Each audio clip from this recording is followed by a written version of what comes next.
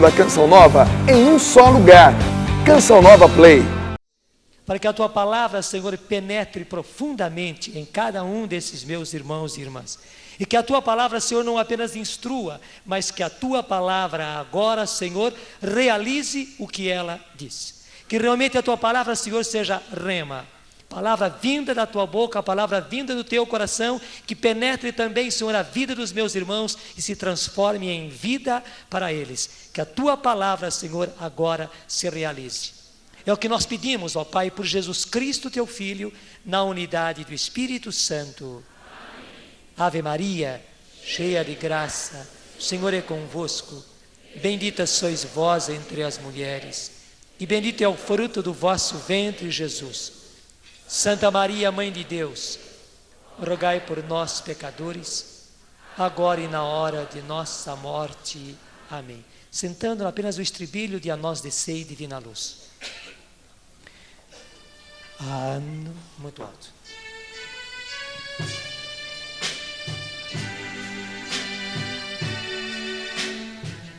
A nós descei, divina luz, nós descei, divina luz, em nossas almas acender o amor de Jesus.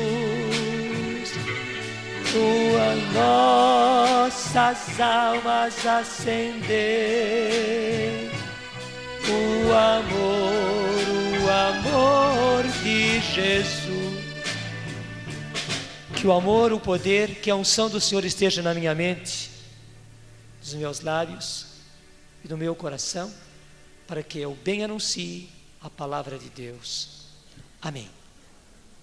Isaías 61. Livro de Isaías, capítulo 61.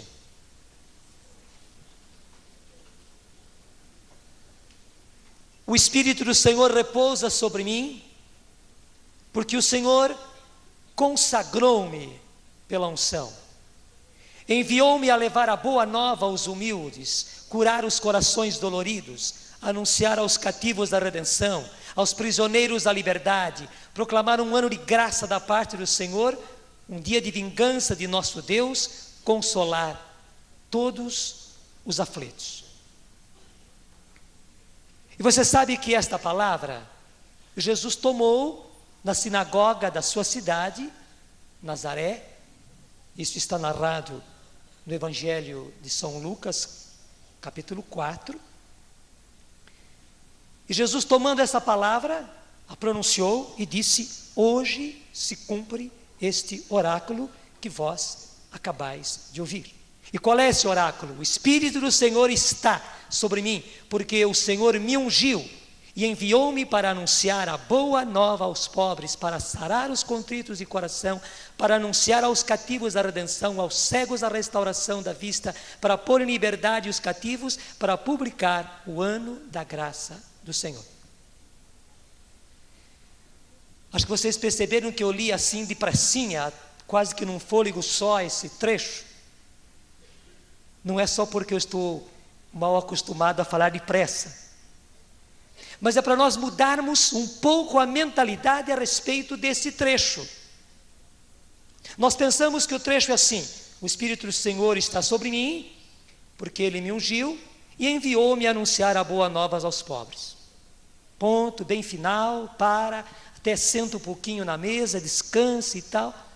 Daí retoma de novo, para sarar os corações doloridos, para anunciar aos cativos a redenção, aos cegos a restauração da vista, para pôr em liberdade os cativos, para publicar o ano da graça da parte do Senhor. Não, não é isso. Não é isso. É uma coisa só.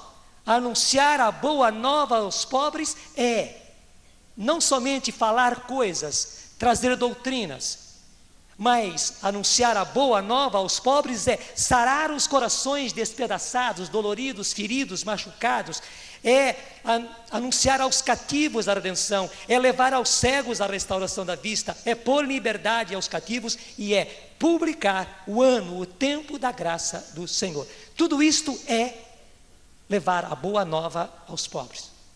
Não existem duas coisas, uma levar a boa nova e outra fazer essas maravilhas. É uma coisa só. Evangelho é uma coisa concreta, não é um simples anúncio. E nós, infelizmente, temos esta noção. Claro, se fala até, e é uma comparação boa, que Jesus usou os dois remos, o remo da pregação e o remo do curar, do libertar. É correto, mas dá a impressão a gente que são duas coisas, e não são duas coisas. Pelo contrário, Jesus cheio do Espírito Santo, Jesus sobre quem repousa o Espírito Santo, Jesus consagrado pela unção, vem para trazer o reino. Ele anuncia porque ele traz. Mas porque ele traz, porque ele faz acontecer o reino, é então que ele anuncia. Eu até podia dizer, Jesus primeiro faz anunciar o reino, ele faz realizar-se o reino, ele faz acontecer o reino, e porque ele faz acontecer, ele com as suas palavras vai explicando o que é que está acontecendo. É como, digamos, um professor que fizesse uma experiência diante dos alunos, uma experiência de química, por exemplo. Faz a experiência, então ele explica aos alunos como é a experiência, por que a experiência é assim. Foi isso que Jesus veio trazer. E nós às vezes temos esta impressão que são duas coisas distintas, e não.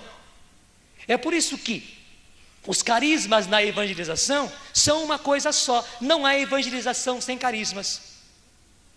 E carismas sem evangelização é uma terrível deturpação. É onde começam a acontecer as seitas, onde se buscam carismas sem a evangelização. Evangelização, ela traz em si, ela traz na sua natureza os carismas. Ninguém ignora como foi o ministério de Jesus. Ninguém ignora. Mesma coisa aconteceu com os apóstolos. É interessante, vocês conhecem muito bem, então eu queria que vocês acompanhassem comigo Mateus capítulo 9, quando Jesus percorre toda aquela região da Galileia. Todo esse trecho começa no Evangelho de São Mateus, lá no capítulo 8. São Mateus termina no capítulo 7, com o Sermão da Montanha, e começa no capítulo 9, o ministério de Jesus na Galileia, e narra tudo que Jesus realizou lá. No capítulo 9, versículo 35, Mateus expressa assim: Jesus percorria todas as cidades e aldeias, lá na Galileia, naquela região toda, ensinava nas sinagogas, pregando o evangelho do reino e curando todo mal e toda enfermidade. É uma coisa só. Pregando o evangelho do reino, vejam bem, pregando a boa nova do reino e curando todo mal e toda enfermidade. Isso é, Jesus faz acontecer o reino e por isso o explica.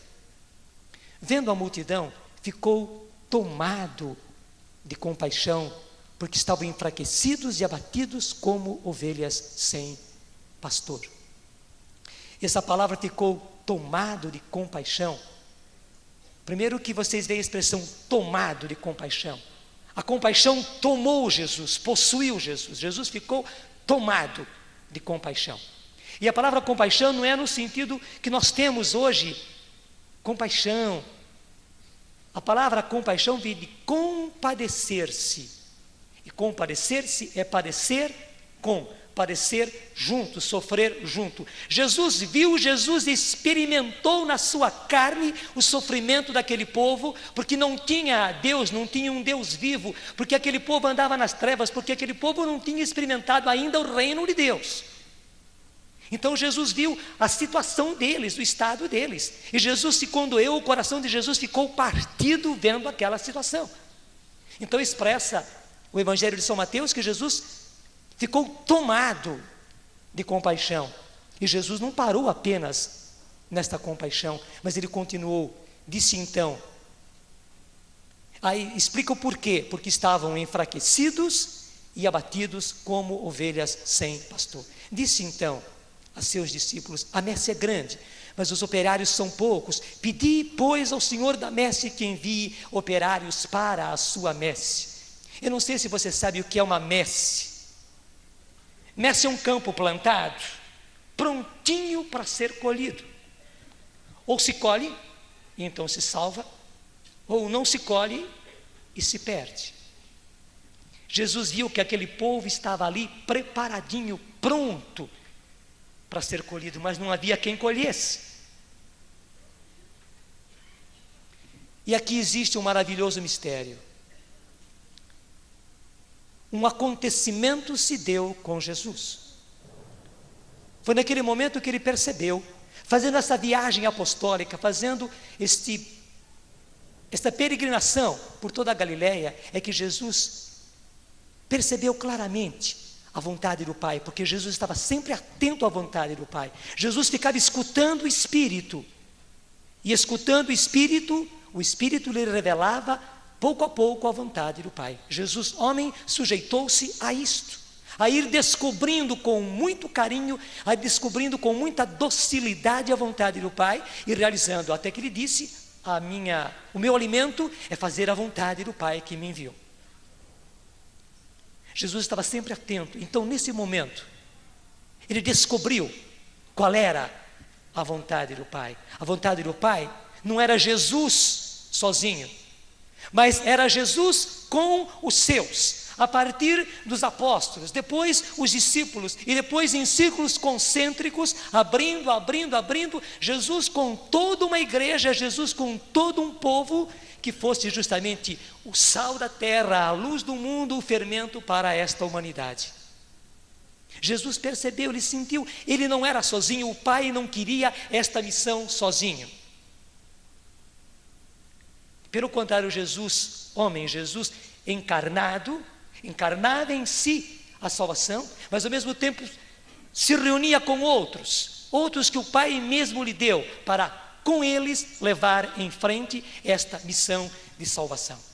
É por isso que o Evangelho continua dizendo que Jesus reuniu-se aos seus 12 discípulos e conferiu-lhes o poder de expulsar os espíritos imundos e de curar todo o mal e toda a enfermidade.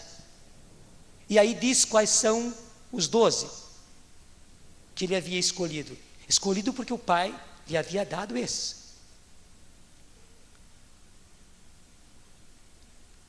E daí Jesus continua no versículo 5, esses são os 12 que Jesus enviou em missão, após lhes ter dado as seguintes instruções: não ireis ao meio dos gentios, nem entrareis em Samaria. E diante das ovelhas que se perderam da casa de Israel, por onde andardes, anunciai que o reino de Deus está próximo, curai os doentes, ressuscitai os mortos, purificai os leprosos, expulsai os demônios, recebestes de graça dai. E vocês percebem que ele continua aí, toda uma instrução aos seus discípulos que ele está agora enviando.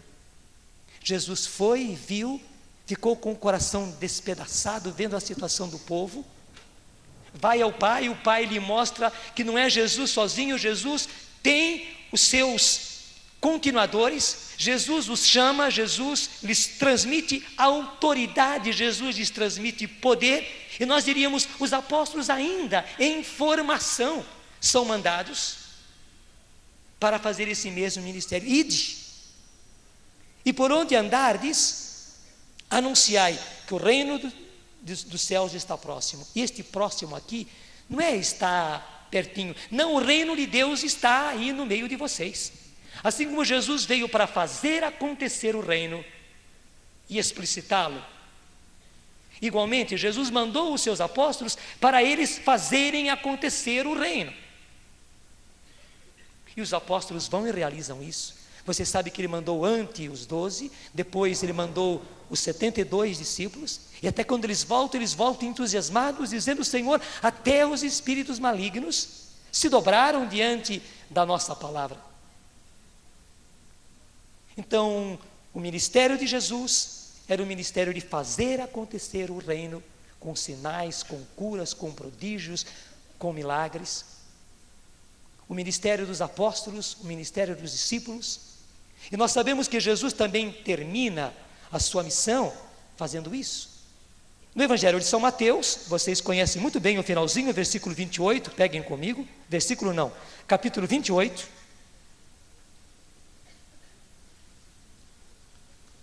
Onde diz também no versículo 18, Mateus 28, 18, Jesus aproximando-se, lhes disse: toda a autoridade me foi dada no céu e na terra. E depois, e fazei discípulos em todas as nações, batizai-as em nome do Pai, do Filho e do Espírito Santo, ensinai-as a observar tudo o que vos prescrevi, e eis que estou convosco todos os dias até o fim do mundo. Toda a autoridade me foi dada no céu e na terra. Todo o poder me foi dado no céu e na terra. É como se Jesus dissesse: eu passo para vocês essa autoridade, eu passo para vocês esse poder. Vão e façam discípulos em todas as nações. Batizem, ensinem a observar tudo o que eu lhes disse. Já no Evangelho de São Marcos, Jesus dá a mesma ordem e diz: estes são os sinais que acompanharão, esses serão os prodígios que acompanharão aqueles que crerem. E descreve então os prodígios. E o mais lindo é que Marcos termina assim. Se vocês quiserem pegar comigo, Marcos 16, versículo 20. Marcos 16, 20. Os discípulos partiram e pregaram por toda parte. O Senhor cooperava com eles e confirmava a sua palavra com os milagres que a acompanhavam. Os discípulos partiram e pregaram por toda parte. O Senhor cooperava com eles. Irmãos, nós não entendemos bem essa palavra cooperar. A gente pensa que cooperar, eu dou uma cooperação. A palavra cooperar quer dizer cooperar. E operar é agir, é fazer, é realizar. Cooperar é agir junto. É uma obra conjunta. E foi isso que aconteceu. Jesus disse: e eis que estarei convosco todos os dias até o fim dos tempos. Então era uma obra de cooperação, uma obra conjunta, não só de Jesus, não só dos apóstolos. Não era só dos apóstolos, não era só dos discípulos, não era só dos seguidores de Jesus, mas também não era só de Jesus, uma obra conjunta. Jesus, o Senhor, cooperava com eles, e por isto as pessoas eram tocadas, eram evangelizadas, eram convertidas, por isso realizavam-se sinais, prodígios, curas, milagres por toda a parte. Vocês conhecem muito bem que os Atos dos Apóstolos nos mostram claramente. E mais ainda, no começo da igreja, não se entendia cristão sem os carismas, cristão sem os dons. Era coisa comum na comunidade os dons. Era coisa de qualquer um dos cristãos. Os dons estavam ali. Onde estavam os cristãos, ali estavam os dons do Espírito Santo. E porque estavam os dons, estavam também os ministérios. Aconteciam normalmente. E é preciso que nós, cristãos de hoje, nos convençamos de que esta é a vontade do Senhor. Que o reino de Deus aconteça hoje no meio do mundo. Nós às vezes criticamos quando pessoas dizem, mesmo padres pregam, que os milagres, os prodígios, os sinais foram lá para o começo da igreja. Lá naquele tempo precisava então disso. Hoje já não precisa mais. Nós até criticamos quando eles dizem assim. Mas só que muitas vezes nós mesmos, na renovação, fazemos essa distinção. Nós pensamos que os prodígios, os sinais, os milagres foram lá para o começo da igreja, mas para hoje não. Que fazer acontecer o reino foi lá naquele tempo, mas hoje não. E não, meus irmãos, E o que é realmente reino de Deus? Reino de Deus é reino de Deus. Não precisa explicar muito. O reino de Deus é reino de Deus. É a situação onde Deus reina. Portanto, onde Ele está presente, onde Ele age. Só que o bonito é que Deus hoje quer agir através de nós.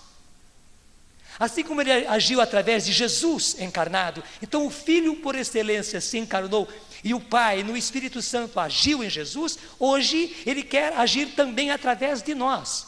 Mas o Pai quer que o reino aconteça através de nós. Para nós entendermos bem, eu quero voltar com vocês aquele trecho com o qual nós começamos. Isaías 61. Pega comigo de novo.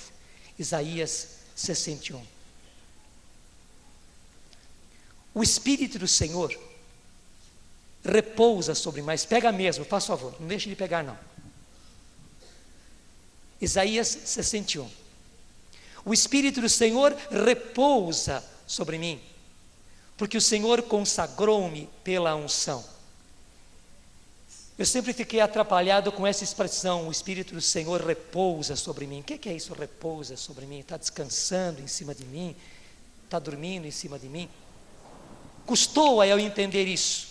Foi há bem pouco tempo que, estudando a Bíblia, graças a Deus, eu estou continuamente estudando e reestudando e lendo e relendo a Bíblia e notas sobre a Bíblia e pedindo inspiração ao Senhor, que eu encontrei uma coisa muito valiosa para mim, talvez você até já saiba, mas eu não sabia, que essa expressão, o Espírito repousa sobre mim, é a mesma expressão usada no começo da Bíblia, no livro do Gênesis, em que diz que o Espírito pairava sobre as águas. E diz mais ainda que é uma expressão muito comum. É aquele verbo que é usado para a galinha que abre as suas asas e recebe debaixo das suas asas a ninhada. A ninhada não são os pintinhos ainda não, são os ovos. De maneira que a galinha com as asas abertas, tendo os ovos embaixo, vejam que transformação linda acontece dentro daqueles ovos. Só com o calor da galinha, o que é clara e gema se transforma em ossinhos, veja, em ossinhos, e ossinhos todos direitinhos, ossinhos de cabeça, de pescoço, ossinhos das costelinhas, e ossinhos das perninhas, das asinhas, das garrinhas do pintinho, tudo. Clara e gema, só com o calor da galinha se transforma em ossinhos, e não fica só em ossinhos, depois vem carne, vem músculos, vem nervos, vem veias, vem sangue, e é claro, tem coração, tem fígado, tem estômago, passarinho tem tudo isso, né? E tem uma massazinha cerebral também. Que beleza acontece, que transformação linda acontece debaixo das asas da galinha. É essa expressão que diz o começo da Bíblia, que o Espírito, desculpa a expressão, como uma galinha, com as suas asas abertas, pairava sobre o caos. E caos, vocês sabem que é caos.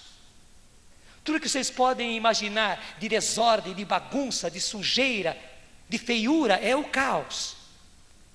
E pairando com as suas asas, quer dizer, com o seu poder, Ele faz uma transformação muito mais linda do que essa da galinha com suas asas, transformar por dentro o ovo e tirar dali um pintinho. Então o Espírito Santo, sobre o caos, fez sair dali a beleza daquela feiura, fez sair daí a ordem daquela desordem, daquela bagunça, fez sair dali a vida. É o Espírito que cria e recria todas as coisas, que ordena e que faz. O bonito, o Espírito Santo é assim. E esta é a expressão: o Espírito do Senhor repousa sobre mim. Isso foi dito de Jesus, isso é dito de cada um de nós, e você pode dizer isso, pela graça de Deus. Não apenas eu fui batizado no Espírito Santo, mas o Espírito do Senhor repousa sobre mim. E repousando sobre mim, Ele faz como aquela galinha. Ele vai primeiro colocando ordem em mim mesmo, vai colocando beleza em mim mesmo, Ele vai tirando de dentro de mim a criatura nova, que é algo muito mais lindo do que aquilo que acontece dentro do ovo. grande obra do Espírito Santo é essa, em primeiro lugar, a nossa transformação, a minha, a sua transformação. Mas mais ainda, o Espírito Santo, porque está com poder, ele me faz um outro Jesus. Não tenha medo dessa expressão. Os santos padres e mesmo os padres orientais usam essa expressão. Nós usamos na igreja latina para o sacerdote, mas essa não é uma coisa só para o padre. O cristão, pelo nome cristão, é um outro Cristo. Claro, com toda a nossa fragilidade, somos só esse barro. Somos só esse barro. Você já viu o que tem dentro de um ovo que está sendo chocado? Feio, né? Mal cheiroso. Se você quebra o ovo antes dele estar pronto, que terrível ali dentro. Embora nós sejamos assim, mas o Espírito do Senhor está agindo em nós, está fazendo de cada um de nós um outro Cristo, e Ele quer que cada um de nós, e mais ainda, nós em conjunto, nós em grupo, nós em comunidade, sejamos uma presença viva e atuante de Jesus nos tempos de hoje. O Pai quer e o Espírito Santo quer que nós, pessoalmente, e mais ainda, nós em grupo, e é por isso que o cristão não é sozinho, o cristão é equipe, o cristão é comunidade. Nós em conjunto sejamos presença viva e atuante. Isso é uma presença que faz, que realiza de Jesus no tempo de hoje. Essa primeira expressão, o Espírito do Senhor repousa sobre mim, e a outra, porque o Senhor consagrou-me pela unção. Isso eu aprendi há bem pouco tempo mesmo, é questão de um mês que eu aprendi, então é recentinho. Talvez você já saiba muito mais do que eu, mas para mim foi novidade. Que é a seguinte, que ungir no hebraico é machash. Machash. Até alguns dizem, não, eu explico já. E que quando eles ungiam a pessoa, não era simplesmente derramar óleo na cabeça. Não, eles faziam realmente uma massagem na cabeça da pessoa. Derramava o óleo e ia massageando o couro cabeludo da pessoa. Para mim é fácil, que tem pouco, depois só fazer isso já fica arrumado.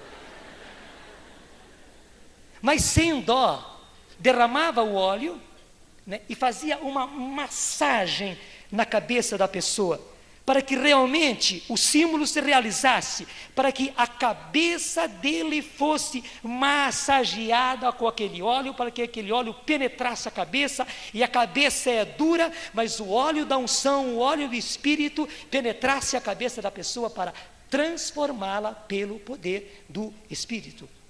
E esta era a pessoa ungida. Tanto assim que Messias, que nós temos essa expressão, em hebraico é Meshiach. E Meshiach vem justamente do verbo machash, aquele no qual foi feita a massagem com óleo da unção.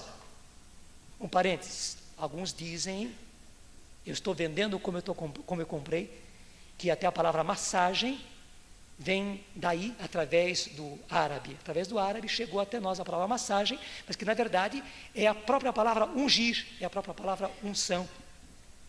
Não é apenas uma erudição que eu estou trazendo a vocês, não. Para nós entendermos o que é ser consagrado pela unção. E a unção não é isso, eu recebi uma vez o batismo no Espírito, ó glória, glória, aleluia, eu já sou ungido, sou batizado no Espírito Santo, e terminou, e tem muito óleo rançoso por aí. Você sabe o que é o óleo rançoso? Nós padres sabemos, né? A gente vai às vezes, pega os óleos santos numa igreja e vai ungir um doente, vai ungir uma criancinha coitada no batismo, e o óleo está rançoso, ficou lá tanto tempo guardado que o óleo ficou rançoso, a gente não tem nem coragem de passar na pessoa. Passa porque o óleo que tem, a gente acredita na força do sacramento, apesar do ranço do óleo. Mas tem muito cristão da renovação carismática, muita gente na direção, muita gente na coordenação, muita gente na equipe de serviço, e não sei se tem na equipe nacional, no Conselho Nacional, entre nós, gente com óleo rançoso. Porque recebeu a unção uma vez e deixou e acabou. E não é isso o que o Espírito quer fazer em nós. Ele quer massagear o seu óleo todos os dias. E como nós carecas de pouco cabelo, temos que massagear o couro cabeludo, né? É preciso que a gente deixe que o Espírito massageie a cabeça da gente, também porque a nossa cabeça é dura. É dura. Mas não é impossível. Sabe por quê? Vocês se lembram quando Jacó está andando e ele para num lugar, não tem onde repousar a cabeça, pega uma pedra e dorme profundamente ali, apoiado na pedra.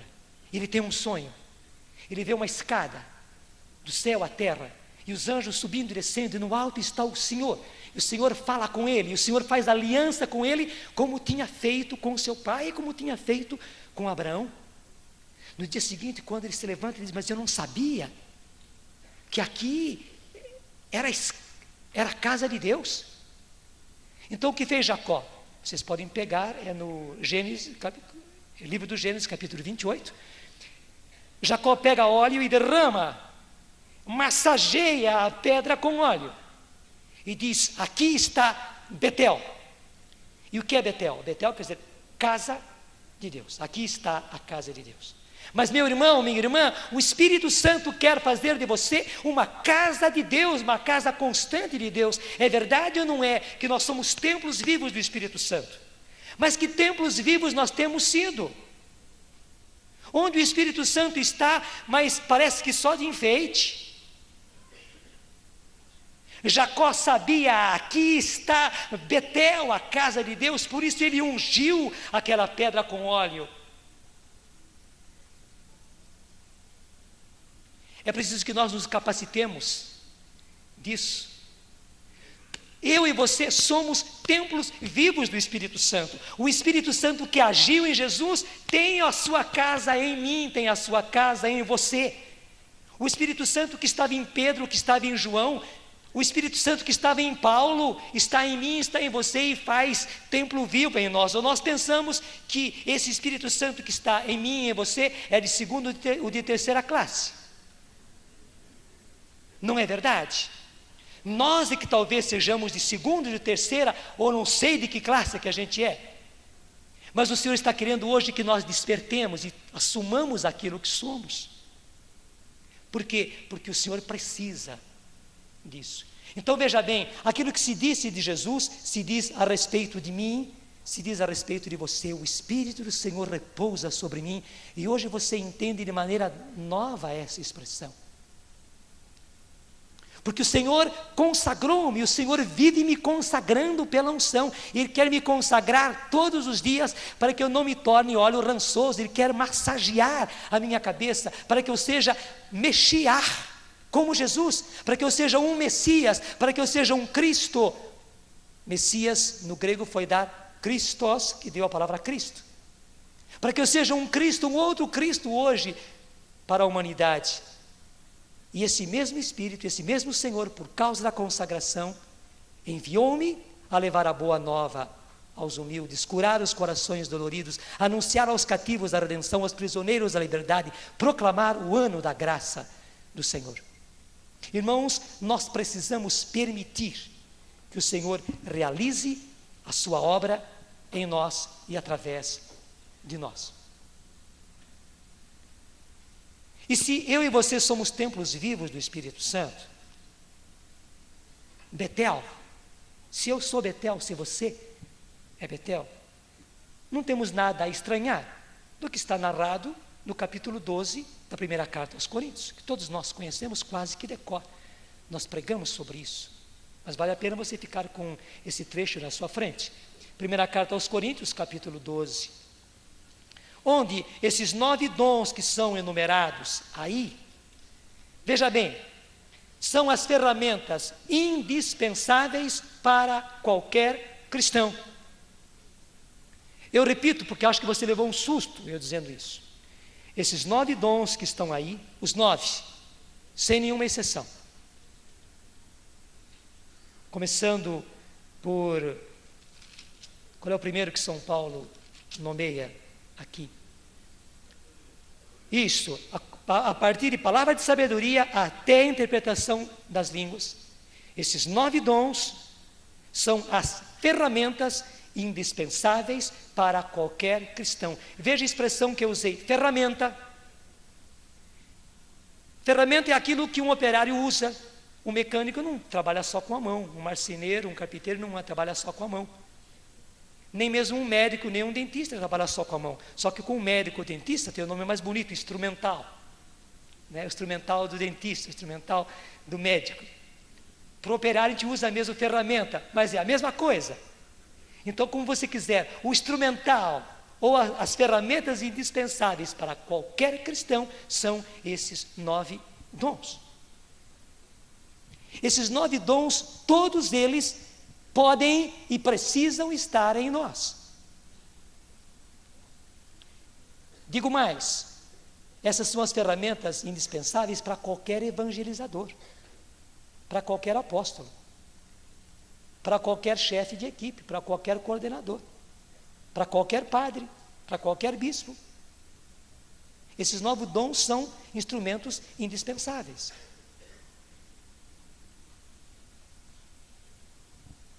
Agora, por quê? E aí que está o importante. Por que isso? Vocês conhecem muito bem Carta aos Romanos, logo no primeiro capítulo.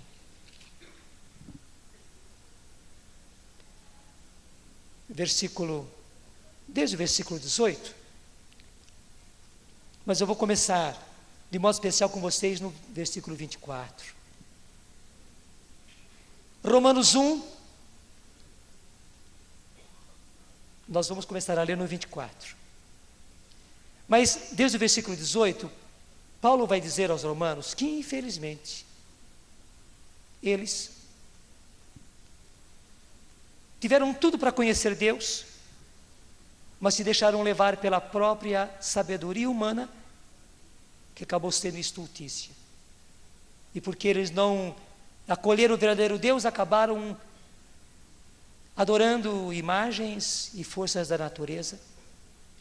Então aí no versículo 24, por isso Deus os entregou aos desejos de seus corações, à imundícia, de modo que desonraram entre si os próprios corpos, trocaram a verdade de Deus pela mentira e adoraram e serviram a criatura em vez do Criador, que é bendito pelos séculos, amém. Por isso Deus os entregou às paixões vergonhosas, as suas mulheres mudaram as relações naturais a relações contra a natureza. Do mesmo modo também os homens, deixando o uso natural da mulher, arderam em desejos uns com os outros, cometendo homens com homens a torpeza e recebendo em seus corpos a paga devida ao seu desvario. Que descrição dos tempos de hoje, hein? Veja esse versículo 27. Do mesmo modo também os homens, deixando o uso natural da mulher, arderem em desejos uns para com os outros, cometendo homens com homens a torpeza e recebendo em seus corpos a paga devida ao seu desvario. Não tem alguma coisa descrita aqui? Com precisão? Como não se preocupassem em adquirir o conhecimento de Deus, Deus entregou-os aos sentimentos depravados, e daí o seu procedimento indigno. São repletos de toda espécie de malícia, perversidade, cobiça, maldade, cheios de inveja, homicídio, contenda, engano, malignidade, são difamadores, caluniadores, inimigos de Deus, insolentes, soberbos, altivos, inventores de maldades, rebeldes contra os pais, são insensatos, desleais, sem coração, sem misericórdia, apesar de conhecerem o justo decreto de Deus que considera dignos da morte aqueles que fazem tais coisas, não somente as praticam, como também aplaudem os que as cometem. Não está descrito aqui o nosso mundo atual? Respira fundo. Não está descrita também aqui a igreja? A nossa igreja?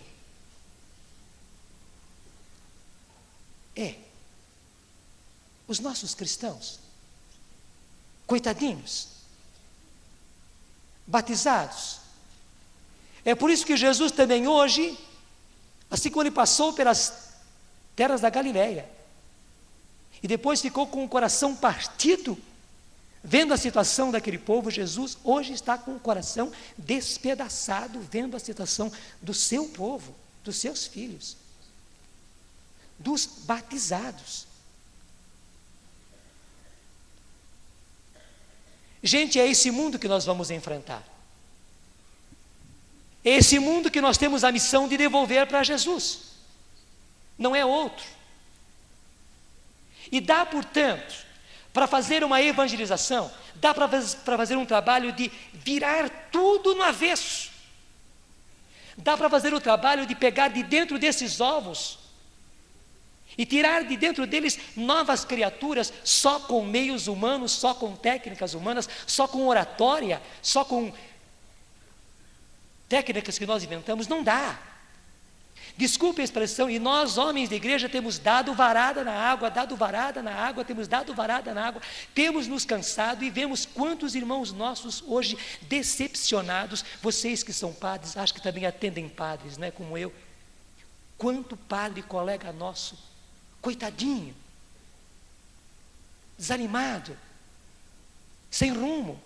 E quantos deles entregando-se a ação e mais ação, virando apenas a mesa, pensando que isso vai solucionar a situação, também porque no fundo há uma grande insatisfação neles. Eles são padres, são vocacionados, têm ardor, eles querem também isso, mas coitados, porque seguiram o que todo mundo seguia, só deram varada na água. Nós também continuaríamos a dar varada na água se ficássemos como nós éramos. Mas hoje o Senhor mostra que tudo isso pode ser mudado, porque não fomos nós que inventamos uma renovação carismática católica. Graças a Deus não fomos nós que inventamos, mas a recebemos de graça do Senhor, a recebemos de presente do Senhor, e ela está aí à nossa disposição. Ela está aí à nossa disposição. Então é possível que nós, padres, tenhamos um ministério totalmente novo, totalmente diferente. Totalmente diferente. É possível que nós, todos cristãos, homens e mulheres, jovens e adultos, tenhamos um ministério totalmente diferente e não vivamos insatisfeitos e frustrados no nosso ardor apostólico. Não negamos que Deus colocou no nosso coração o ardor apostólico, mas muitas vezes, justamente por não encontrarmos a realização deste anseio, desta aspiração, nós ficamos profundamente insatisfeitos e frustrados. Não precisamos mais viver essa frustração. Por quê? Porque o Espírito do Senhor repousa sobre mim, porque o Senhor consagrou-me pela unção, e o Senhor me enviou a levar a boa nova aos pobres, que é tudo isso, é curar os corações despedaçados, é levar liberdade aos prisioneiros, é levar aos cativos a libertação, e é anunciar o ano, o tempo da graça do Senhor. O nosso ministério pode ser totalmente diferente. Por isso, por amor de Deus, não seguremos mais o Espírito dentro de nós, não seguremos mais os carismas dentro de nós. Pelo contrário, que toda a nossa evangelização já se faça dando plena liberdade ao Espírito de agir e curar as pessoas. Quem tem evangelizado percebe isso, como as pessoas são tocadas, como as pessoas são curadas, como as pessoas são libertas, curadas fisicamente, curadas interiormente. E o Senhor capricha. Para uns Ele toca fisicamente porque eles precisam disso, para outros o Senhor toca no coração, curando corações despedaçados porque eles precisam disso. A outros Ele liberta de vícios, liberta de pecados, porque é isso que a pessoa precisa, e é por aí que o Senhor pode agir. Na evangelização, os prodígios acontecem. Nós não podemos segurar o Espírito, não podemos reter a ação do Espírito Santo dentro de nós. Temos que fazer uma evangelização com o poder do Espírito. Nós temos feito seminários de vida no Espírito, nós temos feito experiências de oração ou outros tipos de cursos, que são meios, são instrumentais para nós levarmos as pessoas a Jesus e através de Jesus ao Espírito. Mas, por amor de Deus, Levemos as pessoas até o batismo no Espírito e levemos as pessoas também aos dons. Digamos a elas que os dons existem, que os dons são para nós, que os dons são para eles também. E não é monopólio de umas poucas pessoas, não. O Espírito e os dons do Espírito são para todos, para todos, para todos, para todos, para todos. E que os 9 dons que estão ali estão como num supermercado onde todos podem pegar pelo menos aqueles 9. Claro, você sabe que não são somente 9 os dons do Espírito, mas Paulo elenca aqueles 9 porque aquelas são as ferramentas indispensáveis e que qualquer cristão, irmãozinho nosso, pode ter e pode usar desses 9 dons. Nós temos que levar as nossas comunidades, por mais simples, por mais humildes que sejam, que na comunidade podem florescer todos esses 9 dons, e que lindo! Onde nós vemos que uma pessoa é mais usada pelo Senhor no dom de cura, enquanto que outro é usado mais pelo Senhor em palavra de profecia, enquanto que outro é usado mais pelo Senhor em palavra de ciência, enquanto o outro é usado pelo Senhor numa fé inabalável que empurra todo mundo para frente, enquanto o outro é usado pelo Senhor mais em palavra de sabedoria e assim para frente. Que beleza, irmãos, nós vermos todos estes dons se realizando na comunidade e fazendo dela realmente uma comunidade cristã, sal para o mundo, luz para esse mundo, fermento para esse mundo. Eu sei que todos nós somos um pouco marcados por causa dos exageros e dos abusos do começo. Mas até quando vamos ficar nessa lamúria? Até quando? Será que o Espírito Santo não é capaz de fazer as pessoas crescer? É claro que o Espírito Santo é capaz de fazer as pessoas crescer. E hoje, se os irmãozinhos nossos que estão por aí não são capazes ainda de usar os dons com discernimento, usá-los bem, usá-los com propriedade, sem exageros, e usá-los com simplicidade, nós que nos julgamos os entendidos na renovação, hoje somos capazes. Então, demos prova diante deles e diante de toda a igreja, que hoje nós somos capacitados a usar os dons com propriedade, sem exagero e com simplicidade. Eu sei, nós não precisamos copiar modelos. Um parênteses, eu amo muito os meus irmãos evangélicos, amo. Eu sei que existem muitos que não são evangélicos, são apenas protestantes, e outros são apenas de seitas, e estragam muito o panorama do evangelho. Mas o que aconteceu conosco quando nós começamos a renovação? Nós somos despertados para os dons, mas nós não víamos os dons sendo usados na igreja católica. Vimos os dons sendo usados nas igrejas evangélicas. Então nós pensamos que a maneira dos evangélicos usar os dons era a maneira certa, correta, e apenas pegamos o modelo e imitamos, e achamos que a profecia tem que ser uma palavra: eis a palavra do Senhor nosso Deus. E achamos que uma pregação inspirada tem que ser aquele tipo do Jim Swagger, que fala e vem para cá, e vem aqui, e levanta a Bíblia, e se não for assim, não há unção do Espírito. Não, isso é importação de modelo. A oração não precisa ser: ó Deus grande, imortal e divino. Não precisa isso. Isso é importação de modelos. Se alguém ora assim com sinceridade de coração, não há crítica nenhuma, eu não estou julgando. Estou somente dizendo que não precisa importar modelos. Nós confundimos unção com barulho, nós confundimos unção com espalhafato, confundimos unção com gestos estudados, ou pelo menos copiados. Pelo contrário, os dons podem acontecer com muita simplicidade no nosso meio.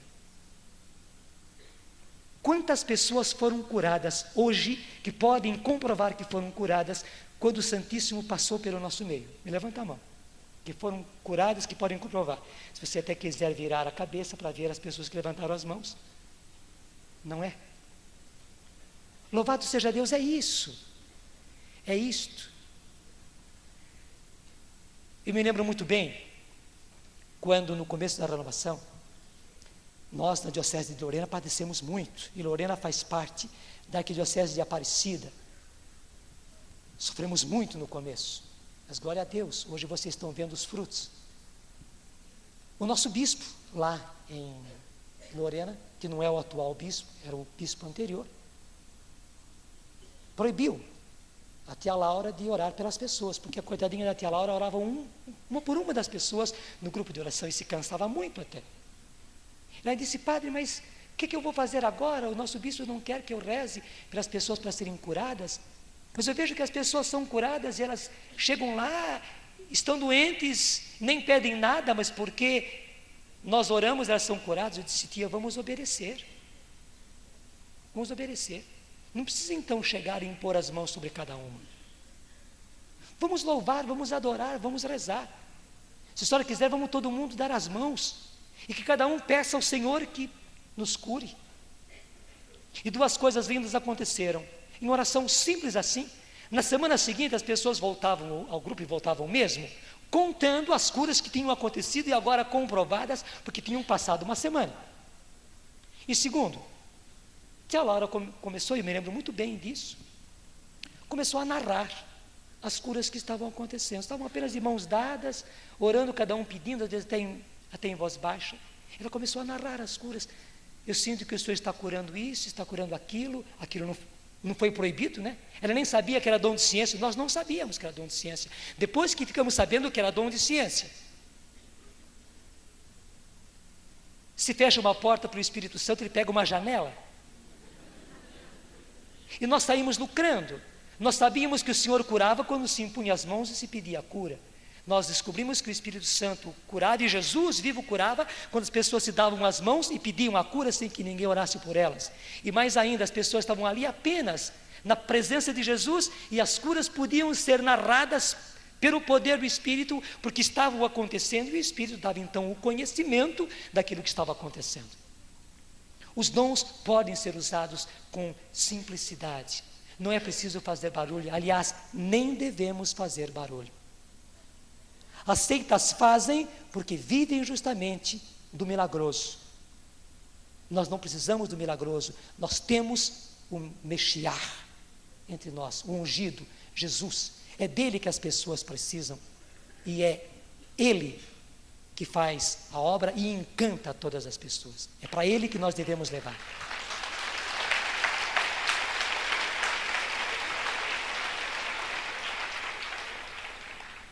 E vocês sabem que não apenas existem os dons, mas esse trecho que eu citei para vocês de 1 Coríntios 12, fala de dons, de ministérios e de obras.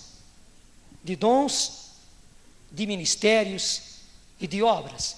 Irmãos, nós podemos amadurecer, podemos ir para o adulto de ministérios. Primeiro, esses ministérios mais comuns: ministério de cura física, ministério de cura interior, ministério de libertação, ministério de profecia, pessoas ou até grupos que o Senhor usa especialmente com esse e com aquele dom. E nós podemos crescer nesses ministérios, aprender, habilitar-nos a usar bem esses dons em favor dos irmãos. Mas você sabe que lá na carta aos Efésios, Efésios 4, São Paulo nos fala bem a respeito de outros ministérios que precisam ser cultivados. Efésios 4, no versículo 7 ele diz: mas a cada um é dada a graça segundo a medida do dom de Cristo. E lá no versículo 11 ele vai continuar: a uns ele constituiu apóstolos, é o ministério de apóstolos. A outros profetas, é o ministério de profeta. A outros evangelistas, é o ministério do evangelista, do evangelizador. A outros pastores, é o ministério do pastor, do qual se tem falado bastante, graças a Deus, nesses dias. A outros o ministério de doutores. Doutores são aqueles que ensinam, que ensinam carismaticamente, que ensinam no poder do Espírito. E como é necessário no nosso meio o ministério de doutores. Para quê? Para o aperfeiçoamento dos cristãos, para o desempenho da tarefa que visa a construção do corpo de Cristo, até que todos tenhamos chegado à unidade da fé e do conhecimento do Filho de Deus, até atingirmos o estado de homem feito à estatura da maturidade de Cristo. E para que não continuemos crianças ao sabor das ondas, agitados por qualquer sopro de doutrina, ao capricho da malignidade dos homens e de seus artifícios enganadores. Eu fiquei entusiasmado vendo hoje cedo aqueles testemunhos. São ministérios com casais, ministério de evangelização. Quantos ministérios hoje de recuperação de drogados? E outros que vocês conhecem, que talvez eu não conheça. Mas nós podemos também, irmãos, evoluir para obras. E obras, eu diria, é como o crescimento. Às pessoas é dado o dom. O dom se aperfeiçoa em ministério. E o Senhor também, com pessoas cheias do Espírito, Ele cria obras. E uma obra tem todo um poder, tem todo um ministério, tem toda uma missão a realizar. Só para concretizar bem, vocês veem o Shalom. Como eu fico contente quando vejo o Shalom de Fortaleza explodindo por todos os lados. Digo com satisfação, porque eu vi o Shalom nascer, eu vi o Shalom crescer, eu acompanhei de perto. Que beleza o que vai acontecendo por lá. E é leigo, totalmente leigo. Eles nunca conseguiram um padre que ficasse com eles, é leigo, totalmente leigo. E como Deus age.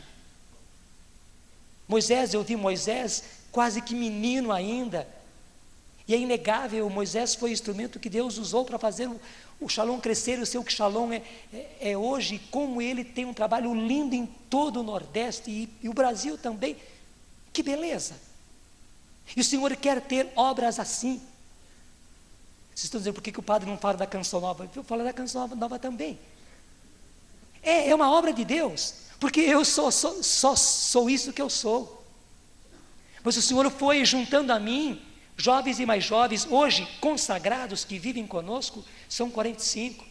E nós temos solteiros, e alguns que escolheram o celibato como vocação, mas temos casados, e 5 casais que vivem na comunidade, alguns com filhos, outros que estão a caminho dos seus filhos. Eu tenho filhos japoneses, tenho filhos pretinhos, netos pretinhos, tudo isso. Temos rapazes que se encaminham para o seminário, e temos o primeiro padre da comunidade, graças a Deus, o padre Pedro, é da comunidade, desabrochou na comunidade, e Deus está fazendo uma coisa linda ali. E como desdobramento disso, o que vocês veem, 10 anos apenas de Rádio Canção Nova, veja hoje pegando o Brasil inteiro com 4 faixas de ondas, é um milagre. E hoje um canal de televisão, gente, ter um canal de televisão nas mãos não é qualquer coisa. Eu digo para vocês, está indo bem, graças a Deus. Claro, é apenas 1h15 todos os dias, mas o padre Eduardo que me diga o que é 1h15 todos os dias de televisão. Eu louvo a Deus por esses meninos. Se vocês querem ver o que é unção do Espírito Santo, vejam o trabalho desses meninos. São só meninos com umas maquininhas nas mãos deles, mas quanta obra do Senhor. O que eles aprenderam foi o mínimo. Quando vocês ouvem os nossos locutores na rádio, atrás deles existem técnicos, e atrás deles existem produtores, mas que beleza, que sabedoria na boca daqueles meninos e meninas. Só Deus pode fazer isso. Talvez você participe de alguma obra assim. Não dá para eu narrar todas elas. Gostaria de falar a respeito da sua, mas você vai poder falar um dia, aqui na frente também, da sua. Porque Deus está fazendo isso. Ele quer dons, Ele quer carismas, mas Ele quer também ministérios, Ele quer obras, porque a evangelização deste mundo, e vamos restringir, do Brasil, o levar o Brasil para Jesus, precisa também disto. Precisa também disso, precisa de dons, mas precisa também de ministérios, precisa também de obras. E bendito seja Deus por todas as obras que se levantarem no Brasil, na unção do Espírito, para realizar a missão que o Senhor nos confere. A nós foi confiado o Ministério de Comunicações, a uns foi confiado o Ministério de Literatura, a outros foi confiado o Ministério de Libertação de Drogados. Que Deus comune esse Brasil das mais variadas obras, mas para que aquilo que está narrado em Isaías 61 aconteça completamente e assim o Pai seja glorificado. Muito obrigado, Senhor. Muito obrigado por esta graça. Muito obrigado, Senhor. Pode bater palmas para o Senhor, então, e vai ficando em pé, por favor. E vamos rezar, irmãos. Muito obrigado, Senhor, por isso. Muito obrigado pelo tempo que estamos vivendo. Muito obrigado pelo tempo de graça que nós estamos vivendo. Muito obrigado, Senhor, porque Tu queres carismas da evangelização. Muito obrigado porque Tu queres, Senhor, ministérios na evangelização. Muito obrigado porque Tu queres, Senhor, obras na Tua igreja, e estas obras e esses ministérios e esses carismas, Senhor, é que realmente vão realizar a Tua obra, e nós Te louvamos por causa disso, Senhor. Nós Te bendizemos porque vivemos nesse tempo e participamos, Senhor, deste tempo, e pedimos agora, Senhor, Tu tens um propósito a respeito de mim. Você pode dizer isso? Sim, Senhor, Tu tens um propósito a meu respeito. Tu já tens todo um projeto a meu respeito, Senhor. Tu tens um desígnio a respeito da minha pessoa, Senhor. O que queres de mim, Senhor? Eu pergunto hoje como Paulo. O que queres de mim, Senhor? Onde me queres? Fazendo o quê, Senhor? Unido a quem, Senhor? Em que grupo? Em que comunidade? Em que ministério, Senhor? Ou em que obra Tu queres, Senhor? Eu ainda não sei, talvez totalmente, mas Tu sabes, Senhor. Eu estou Te pedindo no dia de hoje, encaminha-me, Senhor. Eu estou aqui como Paulo pedindo, Senhor, que queres que eu faça? Onde me queres, Senhor? Por onde me queres levar, Senhor? O que queres que eu realize, Senhor? Eu estou aqui e digo como Maria: eis aqui a escrava do Senhor. Eis aqui a serva do Senhor. Faça-se, Senhor, em mim segundo a vossa vontade. Faça-se em mim, Senhor, segundo a sua palavra. E eu sei, Senhor, e para isso eu imponho as mãos sobre cada um desses meus irmãos. A Tua palavra hoje não apenas instruiu, mas a Tua palavra se realizou no coração de cada um desses meus irmãos. Sim, Senhor, algo de muito novo aconteceu no coração de cada um deles. Eu sei, Senhor, um desejo novo de Te servir, um desejo novo, Senhor, de ser instrumento Teu, nasceu no coração de cada um desses meus irmãos. Eu sei, Senhor, que Tu mostrarás a eles, a cada um deles, o que Tu queres. E eu Te peço que nos acontecimentos e que no silêncio do coração, sim, Senhor, lá bem dentro do próprio coração, cada um deles encontre o seu caminho, o Teu desígnio a respeito da vida deles, Senhor. Cada um deles disse: Senhor, que queres de mim? Que queres que eu faça? Senhor, realize-se na vida de cada um desses meus irmãos a Tua vontade, a Tua plena vontade, Senhor. E para isso agora derrama sobre nós o Teu Espírito, que realmente, Senhor, o Teu Espírito repouse sobre nós e fique repousando sobre nós. E derrama o Teu Espírito, Senhor, agora massageando as nossas cabeças e os nossos corações e o nosso corpo inteiro e o nosso ser inteiro, Senhor. Sim, que sejamos profundamente agora ungidos, Senhor, massageados pela unção do Teu Espírito, Senhor, que penetra o nosso interior, e que nós sejamos aquilo que Tu queres. Muito obrigado por isso, Senhor. Muito obrigado por isso, nosso Senhor e nosso Deus. Tudo da Canção Nova em um só lugar. Canção Nova Play.